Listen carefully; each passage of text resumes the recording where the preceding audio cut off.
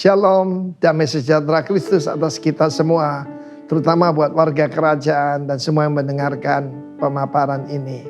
Saya menyampaikan dalam minggu yang lalu, yaitu suara dari surga dari Sang Bapa kepada Sang Putra.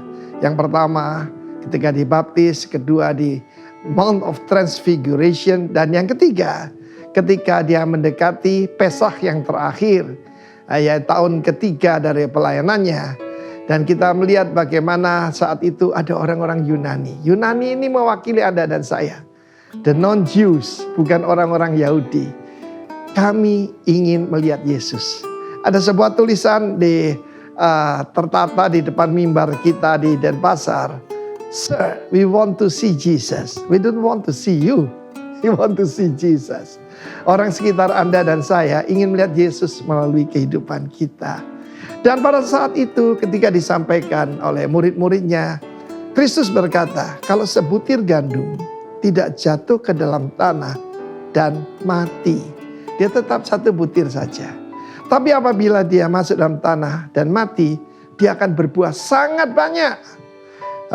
Di dalam Yohanes pasal 15 diterangkan, kalau engkau berbuah banyak baru engkau memuliakan Tuhan, ya, memuliakan Bapa. Dan engkau benar-benar adalah muridku. Apa tanda murid Kristus? Bukan pandai berkhotbah, tetapi berbuah bagi Tuhan.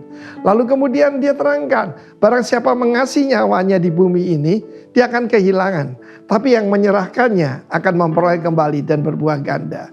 Sekarang hatiku terganggu, kata Yesus, trouble. Taraso tergoncang seperti hantam badai gelombang. Mungkin hari-hari ini Anda seperti itu. Tapi Yesus berkata, aku tidak berdoa, Bapa selamatkan aku dari saat ini. Dan ini perkataan sang pemenang itu. Bapa permuliakan namamu. Salah satu lagu kesukaan saya kalau memuji Tuhan adalah Father glorify thy name. Haleluya. Kemudian ketika dia berkata demikian, karena itu jangan biarkan hatimu trouble. Yohanes pasal 14 mengatakan, jangan kamu tergoncang, ya. Jangan kamu takut, khawatir. Percaya pada Allah, percaya juga kepada Kristus. Dan satu suara itu berkata, aku telah memuliakannya. Dan aku akan memuliakannya lagi melalui engkau. Ketika Yesus berkata, saatnya anak manusia dipermuliakan. Bukan itu dipromosi. Bukan diberi mahkota. Tapi justru diberi mahkota duri. Dipukuli, digebukin, dipentungin, diludahi. Dan terakhir disalibkan. Apabila anak manusia ditinggikan, dia akan menarik semua orang datang kepadanya. Karena itu beritakan tentang Yesus yang disalibkan dan Yesus yang bangkit. Dan kita yang mati dan bangkit bersama Yesus akan menyampaikan kemuliaan Allah. Hari-hari ini jaga mulut kita dari bersungut-sungut. Bagaimana memuliakan Dia? Jelas dalam surat Ibrani dikatakan buah bibir yang memuliakan namanya. Ibrani pasal 13 bukan? Ya. The fruit of our lips, memuji Tuhan. Karena itu dalam hidup saya tidak ada waktu untuk bersungut-sungut. Lebih banyak waktu untuk mengucap syukur pada Tuhan, bukan?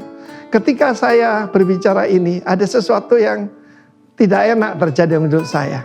Tetapi saya tetap bisa melayani Tuhan. Dan saya tetap bisa mengucap syukur. Sebab saya meniru Sang Kristus. Bapa, muliakanlah namamu melalui segala hal. Melalui keadaan baik maupun tidak baik, kita memberitakan firman bahwa Yesus adalah Tuhan. Dia batu karang keselamatan kita. Karena itu umat Tuhan, ketika Sang Bapa berkata demikian, saya percaya dengan cara yang sama. Dengan cara yang mungkin sangat tidak masuk akal atau misterius.